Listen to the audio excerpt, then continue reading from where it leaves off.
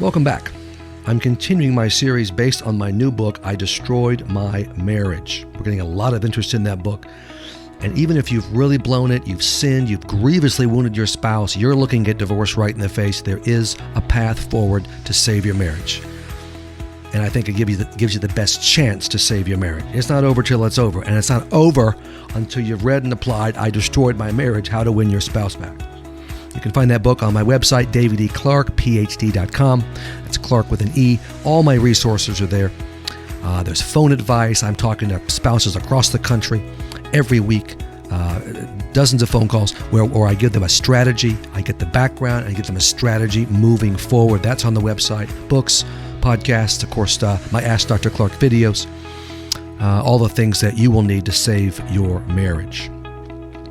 Now, I'd like to also ask you, if you're really enjoying these podcasts, and of course you are, then if you will leave us a review, that will really help us expand our audience and frankly save more marriages. Let me read a few reviews we've gotten. And I did not write these reviews myself. Neither did Phil Dugas of Dugas Creative. These are actual people, different people. We don't know them. But one is, I love this podcast. If I'm ever looking for ways to improve my marriage, I listen. It helps me recognize the differences between men and women and helps me be more patient with my clam. That's the Clams Crowbars book she's referring to. Here's another one. Dr. Clarke delivers marriage advice from a biblical perspective that is straightforward and practical. Well, that's true. Awesome podcast. Well, very good. Another one says, love the wisdom from this podcast. So if you can leave us a review, it will make a huge difference. It will really move this ministry forward. With God's help and these practical principles I've learned over 35 years, we're saving marriages. I mean, God does the saving, but He's using us. Now, let's look at today's podcast. Very important one.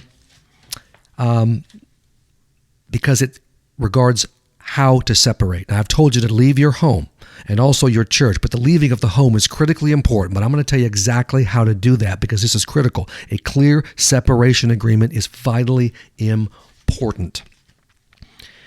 As you prepare to leave your home, it's important to hammer out with your spouse a clear separation agreement. Plan A is to get this agreement done before you leave. If you're already out of the home, Plan B is to do the agreement as soon as possible. Look, separation is always awful. There's no question about it, even though you have to in this scenario because you've wounded your spouse. They want to divorce you. You've got to get out for a while. But it's traumatic for the entire family. It's awkward, it's confusing, it's expensive, and very painful. What you don't want is for the separation to make matters worse.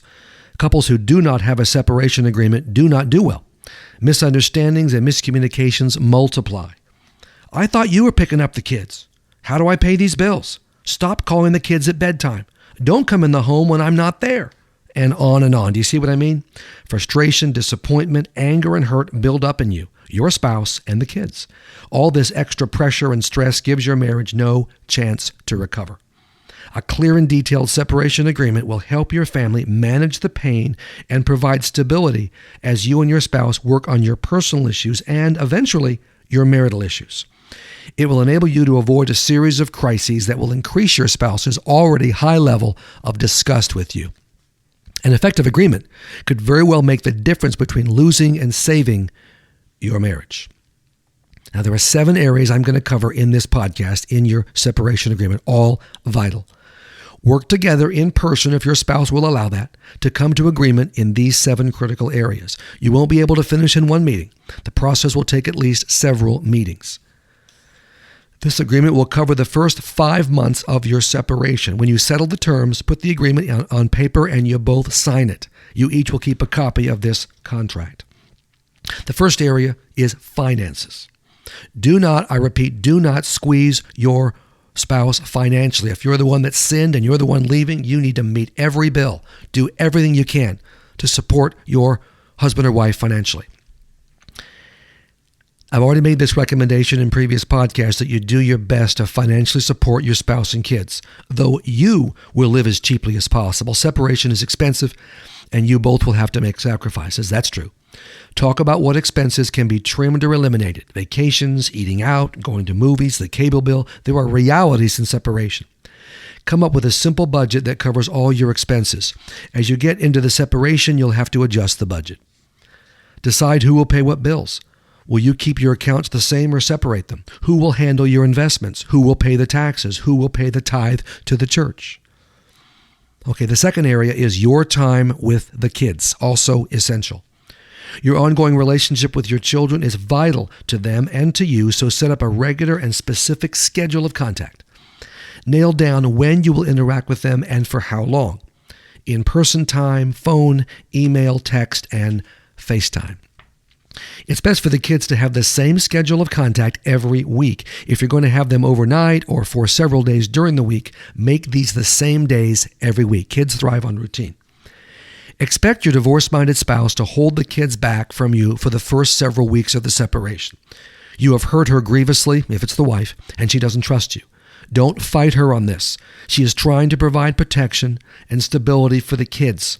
If you're patient and loving and get to work on your issues, she'll lighten up and allow more time with the children. Now, if she continues to hold the kids back, okay, you'll have to take legal steps. Let's hope she doesn't do that. Normally, if you give her a break and give her some space, you'll be able to see the kids. Decide how to get the kids to their schools and activities. Let her know you are willing to transport the kids whenever your schedule permits. Now, don't be surprised when she refuses your help. Don't demand to help, simply offer. The third area is your conversations with the kids.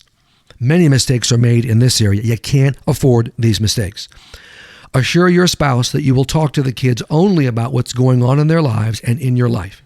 You will not mention her or the marriage at this point. You will not pump the kids for information about her life, what she's doing, who she's talking to, and how she feels about you and the marriage. Assure her you will never ask the kids to take sides. You will not cry in front of them and share the pain you're experiencing in this process. Frankly, no one cares, and it will be viewed as manipulation, which it is. You will not ask the kids to pressure her to stop the divorce. Many spouses, especially men in my experience, make the colossal mistake of pressuring the kids to ask mom to stop the divorce. Bad, bad, bad, dumb, dumb, dumb. Don't do it. Assure her that you will say nothing negative about her to the kids or to anyone else for that matter. If you have blown it with the kids in any of these areas, immediately apologize to your wife and your kids. Make it clear you will not repeat these mistakes. If your kids want to talk about the separation, which they might, you'll let them vent and try to comfort them. And all you will say about the separation and the marriage is, look, kids, I hurt mom terribly. I'm very sorry. I'm working to change. And I hope and pray mom gives me another chance. Fourth area, and this one's really going to hurt, you've got to leave your church. I've already made you leave your home. You also have to leave your church immediately. What I mean by this is that you will not attend the worship services or be on the property when your spouse and kids are present or may be present. You will not go to any church function or group on or off church property. You're done with that church for now. If you're in a men's group or a Bible study or a Celebrate Recovery group, you'll leave it for a minimum of 5 months. Tell the leaders of these groups, I've sinned and wounded my wife terribly. She wants a divorce and it's all my fault. I am leaving the church and this group for at least 5 months so I can give my wife space and work on my issues. Now you'll build all these relationships and Bible studies and men's groups with a new church. You will continue tithing to your church, but you will not attend any church activities, groups, or events. Tell your wife you're leaving the church effective immediately. Tell her you will be giving your pastor periodic updates on your progress, and you'll ask him to support her completely. Leaving your church is an essential part of giving your spouse the space she needs to heal and recover from what you've done to her. She may not tell you to leave the church. She may tell you it's okay if you continue attending the church. I've seen that many times. I'm telling you to leave and to leave now. It doesn't matter what she says. Despite what she may say, she wants you to leave. She does not want to see you at church. She won't be able to relax and worship. She'll resent you, and she'll probably end up leaving the church herself. Listen to this. Listen closely. If she is forced to leave her church because you won't leave the church, that will be another huge resentment she'll have against you. Game over. It doesn't make any difference if your church has more than one worship service. You're thinking to yourself, well, Dave, but we have multiple services. I don't care. You might have different worship services on different days. It doesn't make any difference. She doesn't want you going to the church services. Her church needs to be her sanctuary, her place to worship and listen to God and be with her godly friends. This may seem crazy, but listen to me. Don't even watch your church's worship services online, not for at least 5 months. For at least the first 5 months of your separation, you will encourage your children to continue attending their current church. Of course, that's their church. You don't want to disrupt their spiritual lives and stability. For these 5 months, you will find a new church for yourself. The pastor and small men's group at this new church will also play a vital role in your recovery. If you have your kids on the day of a church function, you will drop them off at their church, leave immediately, and pick them up and leave immediately. Don't hang around talking to church people when you're dropping off and picking up your kids. Even if they want to talk to you, no talking. Be in and out quickly. If you spend any time after hello and goodbye talking to church people at the church, guess what? You know this is true. It will get back to your wife and it will bother her. These well-meaning church people could send mixed, confusing messages to your wife, and you don't need that. You can't take the chance. Take a deep breath, pray about what I'm telling you to do, and let's move on to the final 3 areas of your separation agreement. Here's area number 5. Don't go inside your home. Tell your spouse you will not come inside your home during the separation. You will not violate her space. That will only change if she agrees to work on the marriage and she's nowhere near that at this juncture. Like that word juncture? That's a fancy word. Get all of your personal possessions out of the home. Clothes, tools, an extra television set, your laptop or tablet, golf clubs, etc. Whatever you would receive in a divorce settlement, except furniture, you take now. Dragging back to get this thing and that thing will drive your spouse crazy, so get it all now. And really, she's asking for a divorce. Let's say it's the wife. If she's asking for a divorce, this is divorce. Without shoving it down her face, I'm taking all my stuff and I'm leaving to work on myself. I want to win you back. But that, hopefully, may just get her attention. Now, I've had this happen a lot in my practice, spouses wanting to keep many of their things at the home. It's like marking some kind of territory. You know what? Bad idea. Don't do it. Get your stuff out. Now, once you're out of the home, you're out. Do not go into the home for any reason. Unless there's a fire and you've got to put it out, you're not going in. Don't go in when you're picking up the kids and dropping off the kids. They might say, hey, Daddy, come in, see my room, or come into the living room. No, it's like a visible force field. Sorry, I'm not coming in. Stay in the driveway or on the front porch or in the parking lot. Don't go in to tuck the kids in at night. I see this happen over and over, and it's a big mistake. Don't go in even if your spouse or kids invite you to come in. Your spouse, who by the way is divorcing you, will ask you to come in. This is not a good idea. It's not going to improve your chances of winning her back. See, we're divorcing, but he's still tucking the kids in. Everything's fine. He can come over to the house. No. Don't go in. Now, I talk to wounded spouses every day, the ones who have been wounded and who want to divorce the spouse. If there is a separation, they get angry and feel violated every time. Listen, every time their spouse enters their home. They might not tell you that, but that's how they feel. They tell me that. They're psychologists.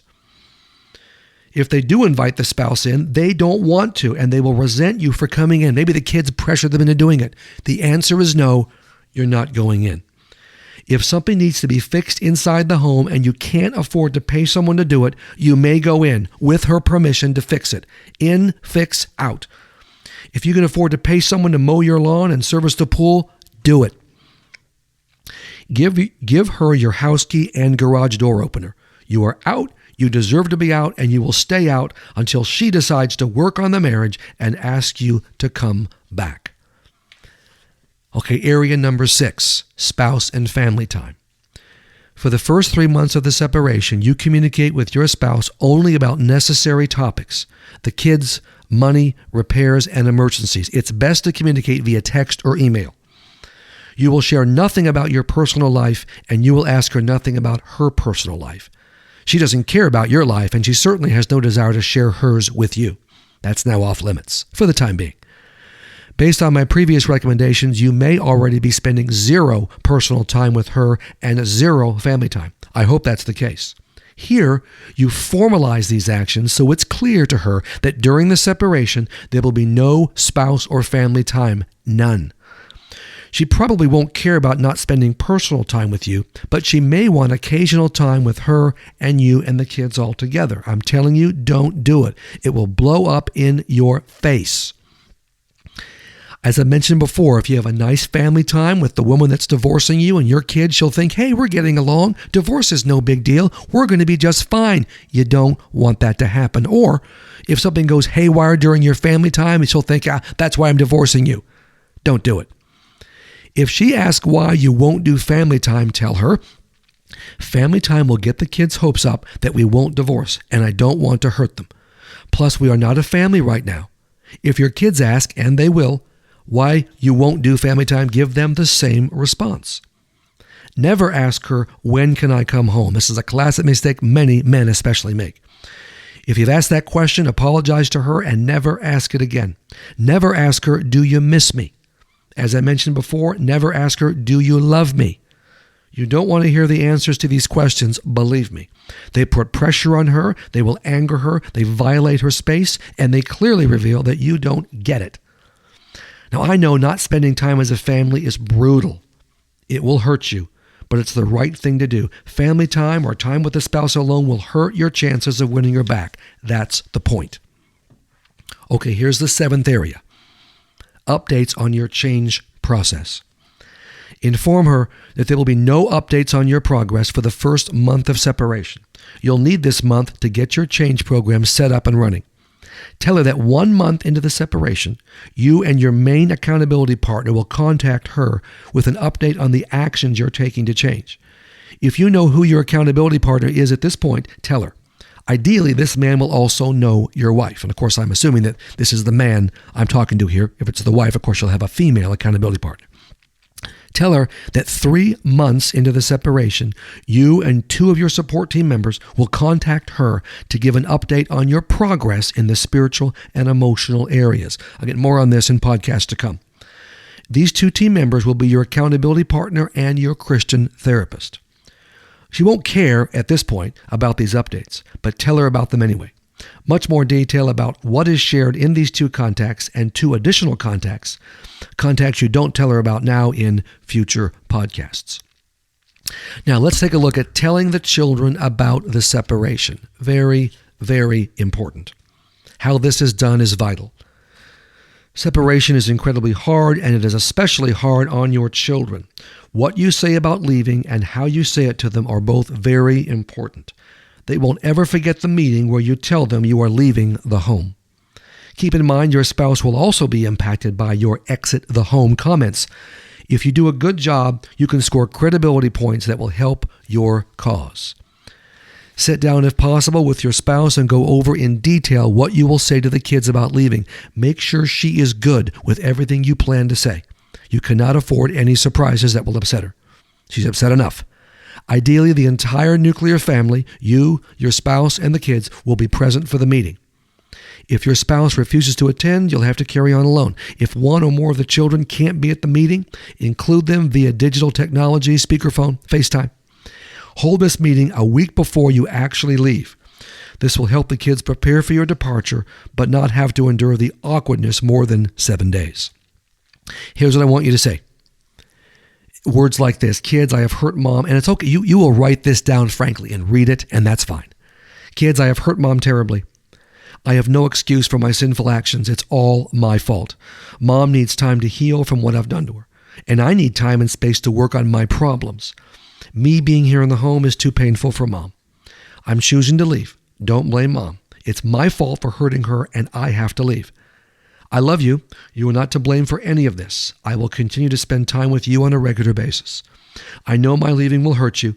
I am very sorry for hurting you and mom. If you want to talk about your feelings, please do that anytime with mom or me. I will be gone at least 5 months. It might be longer than that. I want to get a lot closer to God, fix my problems, and win back your mom's heart. And I hope to come back home when and if mom and I are ready for that. But that will be up to mom. Now, for small children, you'll have to use language that they can understand. Stay general when you mention your sinful behavior. Kids at any age don't need the details. If you are genuinely repentant, the specifics of what you've done are to be shared only with your spouse and those helping you change. If you're already separated and you didn't handle it this way, it's not too late. Get with your spouse and go over your speech, gather the family, and deliver your message. Now, before I explain the steps in your 3-month recovery process, there are some things, or 5 months could be, there are some things you cannot afford to do during the separation. And that'll be what I'll cover in the next podcast. Now, let me end with this, and this is important. If you are in a marital crisis, I don't care what the crisis is, I've seen every possible marital crisis in 35 years of being a clinical psychologist, working with couples. I don't care what it is, I can help you. Marital crisis is what I do. This is my area. We can do a 45-minute phone advice session, you and I, and I'll give you a proven plan of action moving forward. Now, all my resources for marriages, including the phone advice service, for marriages in crisis, all my resources are on my website, davideclarke.phd.com. That's Clarke with an E, davideclarke.phd.com. All right, until next time, I'll cover things you cannot do during the separation. David E. Clarke, out.